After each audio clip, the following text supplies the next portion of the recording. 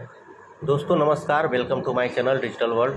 दोस्तों बिहार सरकार ने जो वैकेंसी दिया है, बिहार एसएससी का जो वैकेंसी आया है उसमें एक बहुत बड़ा अपडेट अभी सामने आया है कि उसमें आपकी सीटें जो है कुछ सीटें बढ़ाई गई है। तो कौन से विभाग में वो सीटें बढ़ाई गई है और कितनी सीटें बढ़ाई गई है, इसके विषय में आज जानेंगे। और इस वैकेंसी में आपका क्या रिक्वायरमेंट है, डॉक्यूमेंट का, कौन कौन से सर्टिफिकेट आपको लगेंगे, कौन से पोस्ट पे क्या क्या सर्टिफिकेट आपको देना है, उसके विषय में मैं इस वीडियो में बात करने वाला हूं। तो वीडियो में अंत तक बने रहिए। मेरे चैनल पे अगर नए हैं तो वीडियो को लाइक कीजिए, चैनल को सब्सक्राइब कीजिए, बेल आइकन को प्रेस कीजिए और मेरे वीडियो को अंत तक बने रहिए। तो चलिए वीडियो को स्टार्ट करते हैं। तो सबसे पहले हम देख लेते हैं कि इसका जो नोटिफिकेशन जो भी बिहार सरकार ने दिया है, सीटों की संख्या जो बढ़ाई गई है, तो कितनी सीटें बढ़ाई गई है। तो सबसे पहले आपको ब्राउज़र ओपन कर लेना है। ब्राउज़र ओपन करने के बाद सरकारी रिजल्ट पे आना है। सरकारी रिजल्ट पे आने के बाद यहाँ पे देखिए बिहार एसएससी 10+2 का जो ऑप्शन दिखता है उस पर क्लिक करेंगे और क्लिक करने के बाद यहाँ पे आप देखेंगे तो ये सब सीटें जो है आपको बढ़ाई गई है। इसमें से कुछ सीटें, इसका नोटिफिकेशन देखते हैं कितनी सीटें बढ़ाई गई हैं। तो यहाँ पे आपको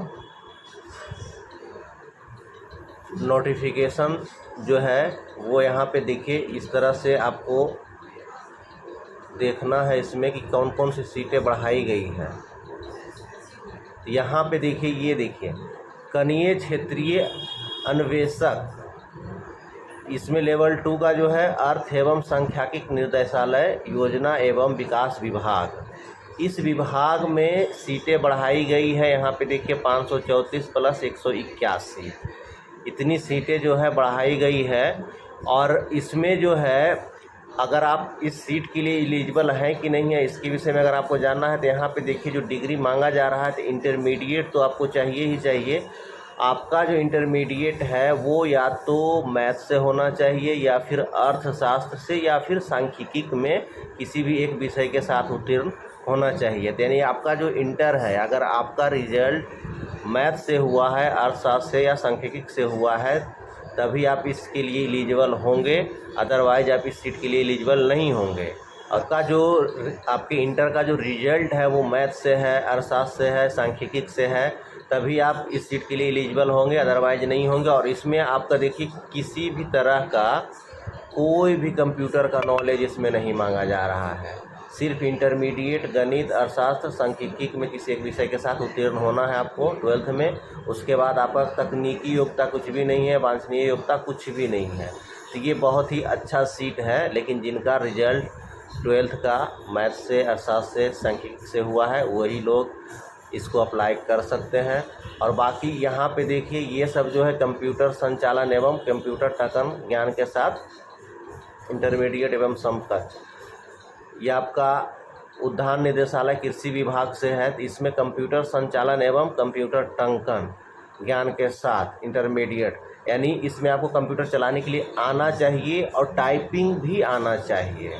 लेकिन यहाँ पे एक चीज़ को आपको समझना ज़रूरी है कि अगर आपका कंप्यूटर का ज्ञान है, MS ऑफिस वर्ड का ज्ञान है, तो अच्छी बात है, आप एलिजिबल हैं। उसके साथ आपको टाइपिंग भी आना चाहिए, टाइपिंग आना चाहिए। लेकिन यहाँ पे तकनीकी योग्यता और वांछनीय योग्यता में जो कॉलम आपका खाली दिख रहा है, तो यहाँ पे ज़रूरी नहीं है कि आपको सर्टिफिकेट देना है, बस आपको ज्ञान होना चाहिए, ये कह रहा है। तो यही इसी तरह से आप समझ लेंगे कि क्या क्या इसमें है। इसमें मैं आपको बता देता हूँ। यहाँ पे देखिए, यहाँ पे आपको डिग्री का ज़रूरत पड़ेगा। अभियोजन निदेशालय गृह विभाग, इसका जो वैकेंसी है, तो इसमें आपको कंप्यूटर संचालन एवं कंप्यूटर टकन का ज्ञान, यहाँ पे आपको डिग्री देना होगा। यहाँ पे भी आपको डिग्री देना होगा। अगर डिग्री नहीं देते हैं, यहाँ पे देखिए हिंदी एवं अंग्रेजी, तो यहाँ पे आपको सर्टिफिकेट देना होगा टाइपिंग का भी। हिंदी इंग्लिश का है तो यहाँ पे आपको टाइपिंग का सर्टिफिकेट देना होगा। जब आप फॉर्म फिल करेंगे तो उसमें क्या क्या ज़रूरत पड़ेगा वो मैं भी आपको इस वीडियो में बताऊंगा। और यहाँ पे देखिए ये सब जो है, तो ये सब सिर्फ कंप्यूटर का ज्ञान होना चाहिए। यहाँ पे आपको डिग्री नहीं मांग रहा है, यहाँ पे आपको डिग्री मांगा जा रहा है कंप्यूटर का संचालन एवं टकन ज्ञान। तो ये डिग्री जो है टाइपिंग यहाँ पे नहीं मांग रहा है, लेकिन आपको कंप्यूटर का नॉलेज होना चाहिए, उसका डिग्री होना चाहिए। तो DCA ADCA का डिग्री आप दे सकते हैं। इसी तरह से इसमें आपको बहुत सारा पोस्ट ऐसा है जिसमें आपको कंप्यूटर का ज्ञान होना चाहिए, लेकिन उसमें आपको डिग्री नहीं मांगेगा। और 2 पोस्ट ऐसा है जिसमें कि आपको कंप्यूटर का डिग्री भी नहीं चाहिए। तो वो कौन सा पोस्ट है वो मैं भी आपको बता देता हूँ। आपका राजस्व विभाग जो है, राजस्व विभाग में आपको कोई कंप्यूटर का डिग्री नहीं चाहिए। और एक स्वास्थ्य विभाग का है, उसमें भी आपको कंप्यूटर का डिग्री नहीं चाहिए। ये 2 सीटें ऐसी है इसमें आपको कंप्यूटर का कोई डिग्री नहीं चाहिए। तो वो उसको आप आराम से भर सकते हैं और उसमें अच्छी खासी सीट भी है। और यहाँ पे मैं आपको बता दूँ, पहले जो सीट था इसमें 11,000 शायद समथिंग 98 या कुछ था, याद नहीं है उतना। और अभी देखिए 12,199 सीट हो गया है। और यहाँ पे देखिए अनरिजर्व के लिए 5500 है, और EWS के लिए 1201 है, और OBC के लिए 1370 सीट है, और EBC के लिए 2083 सीट है। और उसके बाद SC और ST और पिछड़े वर्ग की महिला के लिए 404 सीट जो है आरक्षित है, जो कि OBC महिला जो भी कैंडिडेट है OBC के लिए, उनके लिए 404 सीट आरक्षित है, पिछड़े वर्ग की महिला। और बाकी कुल पदों की संख्या 12,199 है। और बाकी यहाँ पे देखिए स्वतंत्रता सेनानी के पोता पोती नाती नातिन जो भी हैं उनके लिए 244 सीट रिजर्व रखा गया है।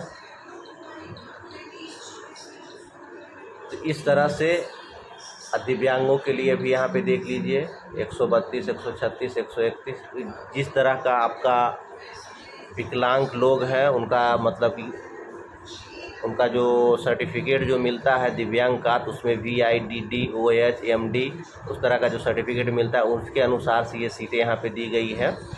इस चीज़ों को समझना है आपको और सब अच्छी तरह से। और इसमें एक चीज़ मैं आपको और बता दूं कि इस फॉर्म को बहुत ही आसान, बहुत ही ध्यान से भरना होगा आपको, क्योंकि इसमें अभी अगर आप अप्लाई करते हैं तो एडिट करने का कोई ऑप्शन नहीं मिलेगा आपको, इसलिए बहुत ही ध्यान से आपको भरना होगा। और फॉर्म भरने के समय अगर आप हिंदी इंग्लिश टाइपिंग जानते हैं, आपके पास उसका सर्टिफिकेट है, तो वहाँ पे आपको सर्टिफिकेट अपलोड करने की ज़रूरत नहीं पड़ेगी। जब फॉर्म आप फिल करेंगे तो उसका सर्टिफिकेट नंबर आपसे लिया जाएगा और किस डेट में वो सर्टिफिकेट आपका इशू हुआ है वो डेट आपको डालना होगा। ये ही इम्पोर्टेंट है। और फिजिकली डॉक्यूमेंट आपको यहाँ पे अपलोड करने की ज़रूरत नहीं पड़ेगी, सिर्फ आपको उसका सर्टिफिकेट नंबर और इशू डेट आपको डालना होगा। या फिर आप किसी कैटेगरी से आते हैं, OBC SC ST से आते हैं, तो उसका जो सर्टिफिकेट होगा, आपका कास्ट सर्टिफिकेट जो होगा उसका सर्टिफिकेट नंबर और आप किस डेट में वो सर्टिफिकेट आपको मिला है उसका डेट आपको डालना होता है। और वो सर्टिफिकेट आप किससे बनवाए हैं, CO से, RO से, DM से, किस लेवल पे आपका सर्टिफिकेट बना हुआ है वो चीज़ आपको डालना होगा। तो इन सब बातों को ध्यान रखना होगा। और अगर आपके पास सर्टिफिकेट अगर बना हुआ नहीं है तो अभी आपके पास बहुत समय है, आप सर्टिफिकेट को बनवा लें, चाहे कास्ट सर्टिफिकेट हो या फिर आपका DCA ADCA का सर्टिफिकेट हो वो भी, क्योंकि अभी आपके पास लंबा समय है, लगभग 1 महीने से ज़्यादा का समय है। इसलिए आप ये सारा डॉक्यूमेंट रेडी करने के बाद ही आप इस फॉर्म को फिल करेंगे। और फॉर्म फिल करते समय यहाँ पे जब फ़ोटो अपलोड करें तो फ़ोटो अपलोड करने के बाद आपका लाइव फ़ोटो भी लिया जाएगा।